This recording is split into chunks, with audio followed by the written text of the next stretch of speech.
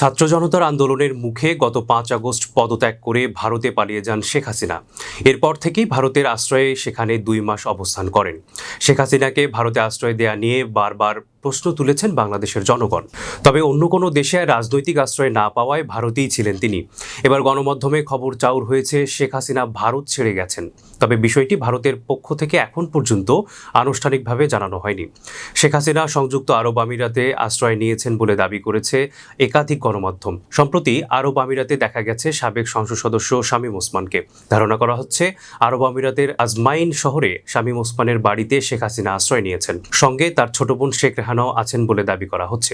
তবে সেখানেও দীর্ঘস্থায়ী হবেন না তারা। আরব আমিরাতের আজমাইনে শেখ হাসিনা ঠিক কতদিন অবস্থান করবেন এবং তার পরবর্তী গন্তব্য কোথায় সে বিষয়েও কোনো জানা যায়নি।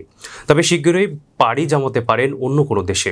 এর আগে সংযুক্ত আরব আমিরাতে শেখ হাসিনা রাজনৈতিক আশ্রয় চাইলে দেশটি রাজি হয়নি। ব্রিটেন, যুক্তরাষ্ট্র ও মধ্যপ্রাচ্যের অন্য দেশগুলোর মতো সংযুক্ত আরব আমিরাতেও শেখ হাসিনাকে রাজনৈতিক আশ্রয় দিতে স্রেফ মানা করে দেয়।